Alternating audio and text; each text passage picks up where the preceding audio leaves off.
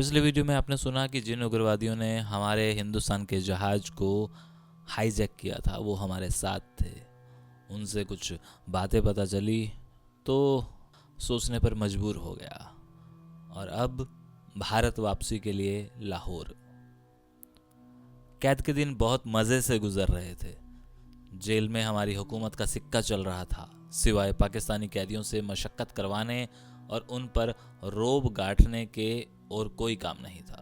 15 मार्च 1973 को अचानक खबर मिली कि हमारा चालान अगले दिन मियांवाली से लाहौर भेजा जा रहा है। कोट लखपत जेल लाहौर में सन 1971 के पहले कैद हुए सभी हिंदुस्तानी कैदियों को तबादले के लिए इकट्ठा किया गया। हमारी खुशी की कोई सीमा न रही। उस रात खूब जश्न हुआ। सारी रात हम लोग दारोगा से इजाज़त लेकर बैरक में खुले घूमते रहे और मज़े से गीत गाते रहे। हमारे पास जो अफीम चरस थी भाई लोगों ने खा पी कर बराबर कर दी, यह सोचकर कि 2 दिन बाद तो हिंदुस्तान पहुंच ही जाना है।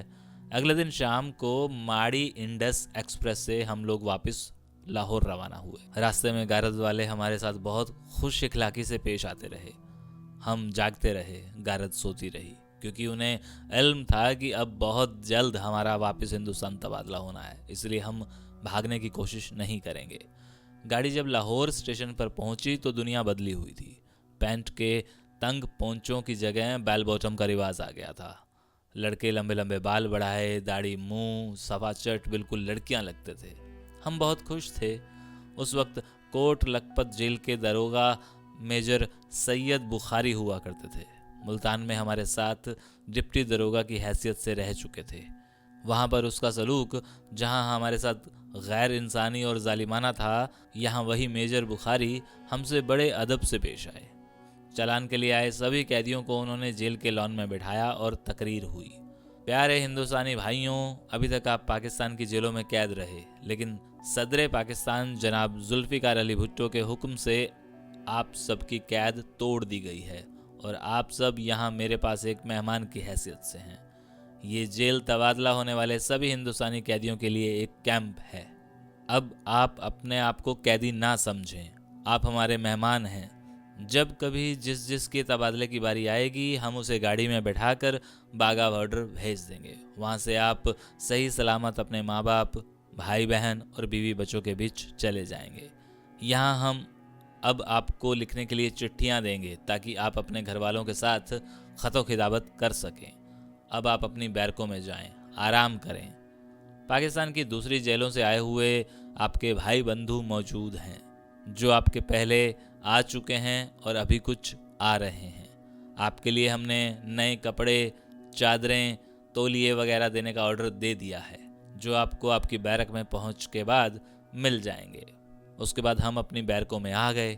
यहाँ हमें बहुत से साथी मिले। हमारा एक साथी अब्दुल रज़ाक कराची में पकड़ा गया था। उसकी हालत इस वक्त बहुत संगीन थी। वह जेल के अस्पताल में दाखिल था। उसका घुटना चोटों की वजह से सूजा हुआ था और उसमें पीप पड़ गई थी। उसकी जिंदगी बचाने के लिए एक ही रास्ता था कि उसकी एक टांग काट दी जाए। इसके अलावा 450 हिंदुस्तानी कैदी थे जो वहां तबादले के लिए लाए गए थे। उनमें 110 बिल्कुल पागल हो चुके थे। अमृतसर का एक थानेदार भी था। इन लोगों को बिजली के इस कदर झटके दिए गए थे कि उनके दिमाग की जड़ें हिल गई थी। कुछ लोग मार की वजह से पागल हो गए थे और कुछ दिमागी परेशानियों की वजह से। मैंने पागलों में खो सिंह वल्द फैजल सिंह को बहुत तलाश किया, लेकिन कहीं नजर ही नहीं आया।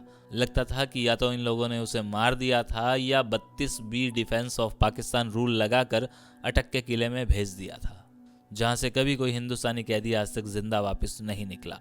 यहाँ हमें फिरोजपुर का परमजीत, बलवीर सिंह, फाजिल्का के रहने वाले पंडित अशोक कुमार सभी मिले। एक एक ने अपनी अपनी दास्तान बयान की। हमें अमरीक सिंह भी मिला, जिसने हमें गिरफ्तार कराया था। वह अब कभी पाकिस्तान के सदर को अपील करता था कि उसे हिंदुस्तान ना भेजा जाए, कभी पाकिस्तानी फौज के सरबराहों को अर्जियां भेजता था कि उसे पाकिस्तान के लिए की गई पिछली खिदमत को देखते हुए वहीं रख लिया जाए। वह अब भारत चक्कर लगा लगा कर पाकिस्तान के लिए काम करने के लिए तैयार है। हिंदुस्तान जाने में उसे अपनी मौत नजर आ रही थी। खबर नहीं भारत सरकार अब उसके साथ क्या सलूक करे।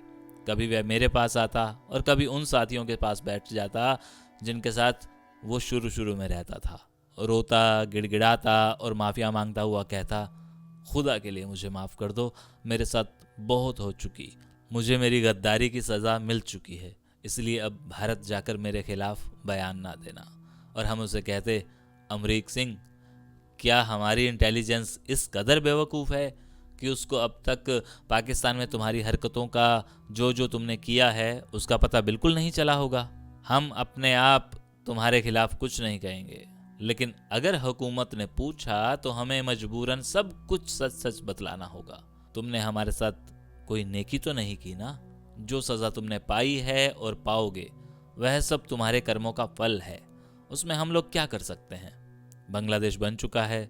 पाकिस्तान में इस्लामी कॉन्फ्रेंस में शिरकत करने के लिए शेख मुजीब तशरीफ़ लाए और जुल्फ़िकार अली भुट्टो ने अंदरूनी विरोध के बावजूद बांग्लादेश को तस्लीम कर लिया। हमें दिन भर सिवाय ताश खेलने के और कोई काम नहीं था। हमारे बीच हमारे देश के मशहूर स्मगलर अमृतसर के अजीत सिंह जौल, गुरबचन सिंह, महेंद्र सिंह भी मौजूद थे। दारोगा को पैसे चढ़ा चढ़ाकर जिन पाकिस्तानी दोस्तों के साथ सोने की स्मगलिंग होती थी, वह खुद दारोगा के दफ्तर में उनसे मुलाकात करते। जब उनकी मुलाकात आती तो मुलाकात में आए हुए सामान को देख देख कर खुद पाकिस्तानी दंग रह जाते। एक बोरी बादाम, देसी घी का कनस्तर, विदेशी सिगरेटों के कार्टून, टूथपेस्ट, खुशबूदार साबुन की पेटियाँ, खालिस अफीम, चरस और विलायती विस्की। यार, लोग जेल में नवाबों की तरह रहते थे। बादाम घोट घोट कर पीते और डंड पेलते, जैसे ससुराल में बैठे हों। कोई फिक्र नहीं। ये लोग सामान को खुद अकेले ही इस्तेमाल नहीं करते थे, बल्कि बहुत सारे हिंदुस्तानियों को इनकी ज़रूरत की चीज़ें दिया करते। इस जेल में अफीम बिकती थी तो इनकी और कोई जेल में यह धंधा नहीं कर सकता था। चरस की ठेकेदारी भी इन्हीं के पास थी। सारा दिन बैरक में भंग घोटी जाती और हिंदुस्तानी कैदी भांग चढ़ाकर नशे में धुत मौज उड़ाया करते। पाकिस्तानी लोगों को जब यह पता चला कि हम लोग वतन वापस जा रहे हैं तो उनमें से कईयों ने अपने रिश्तेदारों के यहाँ पैगाम पहुँचाने के लिए आकर हमसे संपर्क करना शुरू कर दिया। वह अपने इलाकों के हिंदुस्तानी से मिलते और कहते कि उसके रिश्तेदार से ज़रूर मिलें और उन तक उनका पैगाम पहुँचाएँ। जब से हिंदुस्तान और पाकिस्तान बना था, यह पहली बार हो रहा था कि इतने बड़े पैमाने पर सभी कैदियों का तबादला होने जा रहा था। इनमें जासूसी के इल्ज़ाम में कैद काटने वाले कैदी भी शामिल थे, वरना सन 1953 के कैद हुए जासूसी के इल्ज़ाम वाले कैदी अभी तक पाकिस्तान की जेलों में सड़ रहे थे। कैद काट चुकने के बाद भी उनका तबादला अमल में नहीं आया था। खुदा जन्नत नसीब करे जुल्फ़िकार अली भुट्टो को, जिसने अपना यह वायदा पूरा कर दिखाया जो उसने हमारे साथ कोट लखपत की जेल में कोठरियों में किया था। और शिमला समझौते पर 1972 में दस्तखत करते हुए उसने अपना वायदा याद रखा और शिमला समझौते में यह बात साफ लिखवाई कि सन 71 की जंग से पहले हिंदुस्तान और पाकिस्तान में कैद होने वाले सभी कैदियों का तबादला अमल में लाया जाएगा। वे चाहे फौजी हों या सिविलियन, चाहे वे जासूस हों या स्मगलर, किसी को भी कैद में नहीं रहने दिया जाएगा। सन 1972 में जब शिमला मुआहदा रेडियो पर पढ़कर सुनाया गया तो साथी लोगों को यकीन नहीं आता था कि ऐसा हो सकेगा। जब हम मियांवाली से लाहौर चले थे तो कई लोग उस वक्त भी निराश थे और हमें यकीन उस वक्त आया जब मेजर ने अपनी तकरीर में यह बतलाया कि हम कैदी नहीं रह रहे। लेकिन तबादला होते होते बहुत दिन बीत गए, कोई खबर नहीं आ रही थी। फिर एक दिन सभी हिंदुस्तानी कैदियों को एक लाइन में बिठाकर बारी बारी हमारी मुलाकात स्विट्जरलैंड एम्बेसी के राजदूत से कराई गई। हमारे घर वालों के पते पूछे गए, क्योंकि शिमला समझौते में यह तय हुआ था कि तबादले का सारा काम स्विट्जरलैंड एम्बेसी के जरिए किया जाएगा। हमें लाहौर से आए हुए पूरा 1 साल बीत चुका था। हमने स्विट्जरलैंड के सफ़ीर से यह पूछा कि तबादला कब होगा, तो उसने भी कोई तसल्ली बख्श जवाब नहीं दिया और बोला, हम आप लोगों की लिस्टें भारत सरकार को दे देंगे, यह आपके भारत में रहने वाली जगहों पर अपनी तस्दीक करवाएगी। फिर जब दोनों तरफ से तस्दीक शुदा लिस्टें हमारे पास पहुंच जाएंगी, तब जैसा मुनासिब होगा 20-20, 30-30 की टोलियों में दोनों तरफ से कैदियों का तबादला होगा। इस काम में 2 महीने भी लग सकते हैं और 2 साल भी। इसके बारे में कोई कुछ नहीं कह सकता। यह तो दोनों हुकूमतों की पुलिस की फुर्ती की बात है कि कितनी जल्दी तस्दीक करवाकर हमें लिस्ट सौंपती है। यह कहकर सफ़ीर साहब तो चले गए और हम फिक्र में पड़ गए कि खुदा जाने कितनी देर लगेगी, क्योंकि हम दोनों मुल्कों की पुलिस से वाकिफ थे कि वह कैसे काम करती है। बिना पैसे लिए किसी कागज़ का तस्दीक करना तो दूर, उसको हाथ लगाना भी हराम समझती है। इधर हमें सिगरेट वगैरह की बहुत तंगी आ गई थी। हम मियाँ वाली जेल से चलते वक्त अपना सारा सामान ख़त्म करके चले थे। यह खबर कहाँ थी कि इतने लंबे अरसे तक रहना पड़ेगा। पाकिस्तान में महंगाई दिन ब दिन बढ़ती चली जा रही थी, इसलिए कैदी लोगों के लिए यह मुश्किल था कि वह इस बढ़ती महंगाई में हमारे सिगरेट पानी का भी बोझ उठाएं। हम लोग प्रार्थना करने लगे कि भगवान जल्द ही कैद ख़त्म हो और हम अपने घर पहुँचें। खाली इंसान का दिमाग शैतान का घर होता है। हमारे पास करने को कोई काम नहीं था, इसलिए यार लोगों ने आपस में लड़ना भिड़ना शुरू कर दिया। शामत तो आ गई अमरीक सिंह जैसे गद्दारों की, जिसको कैदी लोग कोई ना कोई बहाना करके पीट दिया करते। और एक बार जब वह दिन में सो रहा था तो कैदियों ने कंबल डाल दिया और ऊपर से दे जूते, दे लात, दे मुक्के और उसकी धुनाई शुरू कर दी। उसको उठने तक का मौका दिए बगैर ही मार मार कर बेहोश कर दिया। मुंह पर कंबल पड़ा होने की वजह से वह यह जान ही ना सका कि उसका किस किस ने क्या क्या हाल किया है। रिपोर्ट करता तो किसके खिलाफ। ऊपर सारा दिन रोता रहा, कोई उसको चुप कराने भी नहीं आया। फिर वह उठा और हमारे सामने ज़मीन पर लेट गया और बोला, आज तुम मुझे मार दो, ख़त्म कर दो मुझे, मैं खुद भी जीना नहीं चाहता। जब तुम यहाँ मेरा यह हाल बना रहे हो तो हिंदुस्तान जाकर क्या करोगे। इस पर चन्नन बुल्लर बोला, शाबाश बेटा, अब तू हमें वापस ना जाने देना, और तू चाहता है कि तू तो मर के छुटकारा पा जाए और हम यहाँ तेरे कत्ल के इल्ज़ाम में सारी उम्र के लिए कैद हो जाएं। क्या स्कीम लड़ाई है बेटा। हम तुझे मारेंगे तो ज़रूर, लेकिन ऐसे नहीं जैसे तू चाहता है। बहुत सालों बाद ऊंट पहाड़ के नीचे आया है। तूने हमें बहुत दुख दिए हैं। तू पाकिस्तान के लिए काम करता था तो करता रहता, लेकिन तूने हमें गिरफ्तार क्यों करवाया? सिर्फ एक आदमी की गिरफ्तारी के बदले 2000 रुपए लेने के लिए। ओ दल्ले, तू हम में से किसी की माँ के पास चला जाता तो चाहे वह बर्तन मांझ कर ही क्यों ना तेरे मुंह पर तुझे 2000 रुपया ज़रूर दे देती और कहती, जो कुछ तू चाहता है ले ले, लेकिन देख मेरे बेटे को जालिम पाकिस्तानियों के हवाले ना कर।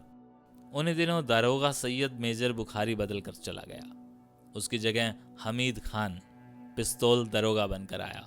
5.5 फीट का यह दरोगा बात बात पर गोली मार दूंगा की धमकी देता रहता, इसलिए उसका नाम पिस्तौल पड़ गया था।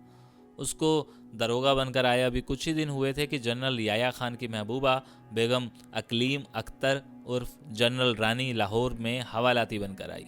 कुछ दिन बाद यह याया खान की हुकूमत के चले जाने के बाद लाहौर में पाकिस्तानी शिपिंग कंपनी के डायरेक्टर अजीज़ अहमद के साथ रंगरेलियां मनाती अपनी बेटी समेत गिरफ्तार हुई थी। कहते हैं जिस वक्त इसकी गिरफ्तारी अमल में आई उस वक्त इसकी बेटी और एक और हसीना नीलकमल शिपिंग कंपनी के डायरेक्टर की गोद में बैठी थी और यह सामने टेबल पर बैठी शराब की चुस्कियां लगा रही थी। चुनाचे इसे गिरफ्तार करके पुलिस स्टेशन नौलखा में बंद कर दिया गया। यहाँ ये 2 दिन बंद रही और इसकी जमानत तक नहीं हो सकी। ये असल में पुलिस अफसर की बीवी थी। वह इसे अपने आकाओं को खुश करने के लिए पेश किया करता कि एक महफिल में सदर पाकिस्तान जनाब याया खान की नज़र चढ़ गई। उसके बाद तो याया खान इसके हुस्न शबाब में इस कदर डूबे कि सारी हुकूमत इसकी नज़र कर दी। जिस तरह जहांगीर के दौर में नूरजहां का सिक्का चलता था, उसी तरह याया खान के दौर में दापर्दा हुकूमत बेगम अकलीम अख्तर उर्फ जनरल रानी की चला करती थी। मार्शाल्लाह का ज़माना था। याया खान को कोई रोकने टोकने वाला नहीं था। इस औरत के एक इशारे पर बड़े बड़े अफसरों की टोपियां और पेटियां उतर जाया करती और लोग इसके नाम से कांपा करते। किसी के कंधे से स्टार उतरवा देती तो किसी के कंधे पर स्टार लगवा देती।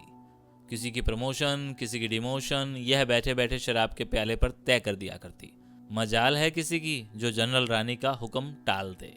इसके शोहर से किसी ने मजाक किया था, अबे साले तेरी बीवी को जनरल लिए घूमता है, तो बोला छोड़ो यार, हमने नज़रिया बदल लिया है।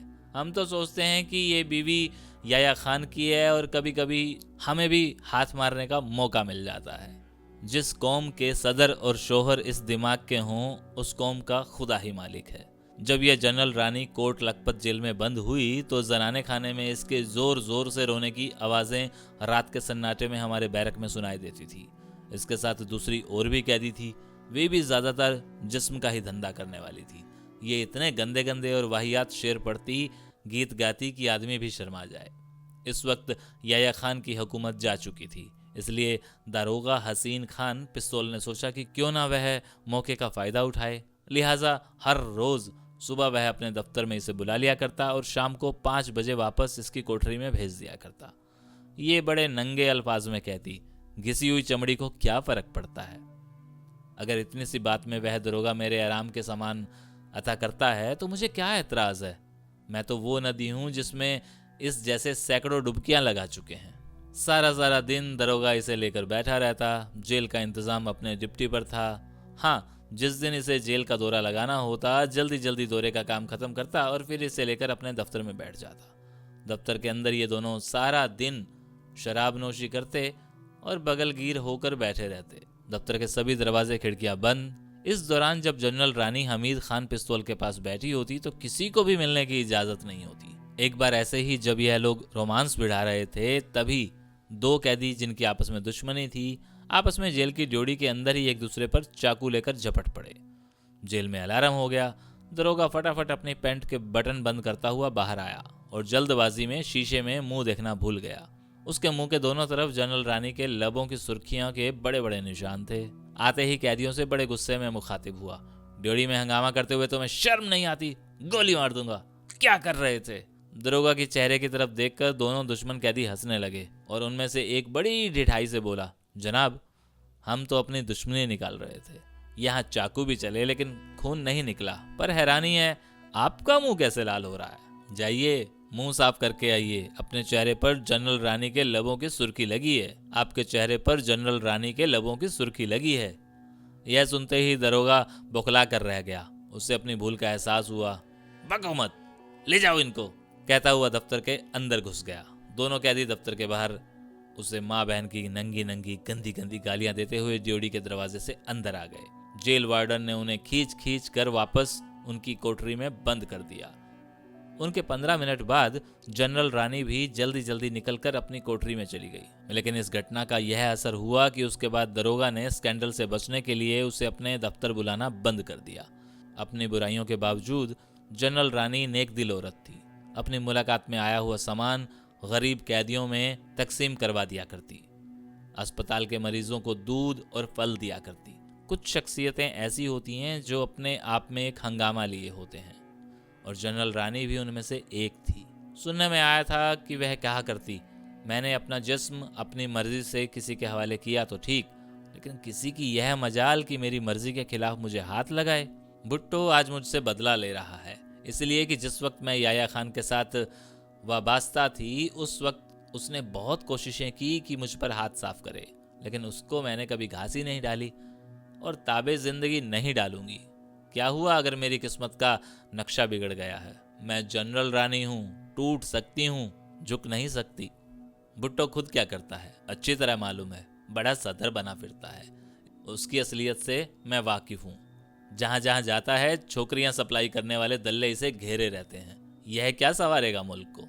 खुद साला रंडी की औलाद। इसने अपनी पार्टी के गुलाम मुस्तफ़ा खैर, जो कि पंजाब के गवर्नर की बीवी तक को नहीं छोड़ा। क्या पंजाब पीपल्स पार्टी में खैर से बढ़कर लायक आदमी कोई नहीं था जो पंजाब का गवर्नर बनता? लेकिन नहीं, उस गवर्नरी के पीछे भी एक सौदा हुआ था।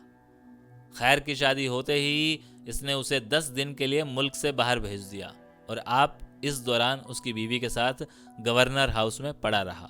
पूरा मदारी है साला, मदारी। लोग तो बेवकूफ़ हैं। अभी वो दौर आने वाला है कि इस मदारी का चेहरा लोगों के सामने आएगा।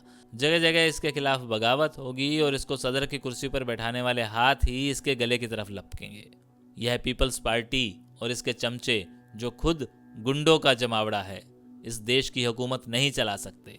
एक बार और फिर यहाँ फौज का राज आएगा और खुदा ने चाहा तो मेरा महबूब याया खान एक बार फिर पाकिस्तान की हुकूमत संभालेगा।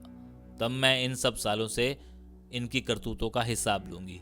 सालों को सड़क पर खड़ा करके गोली ना मरवा दी तो मेरा नाम भी जनरल रानी नहीं। इन्होंने जो ताकत हासिल की है वह लोगों को बेवकूफ़ बनाकर हासिल की है, और मैंने जो ताकत हासिल की है वह उस हुस्न और जवानी के बल पर थी जो खुदा ने अता की है। खुदा वो दिन ज़रूर लाएगा जब मैं इन सब के चेहरों को बेनकाब देखूंगी। लोग इनके नाम पर थूकेंगे और इनकी बीवी और बेटियां भी मेरी तरह जेलों में सड़ रही होंगी। जनरल रानी की यह पेशीनगोई गलत साबित नहीं हुई।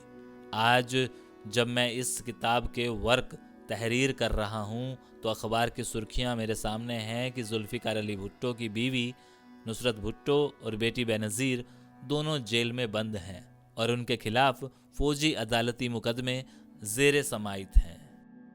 और अगले वीडियो में हुकूमत उल्टाने की साजिश।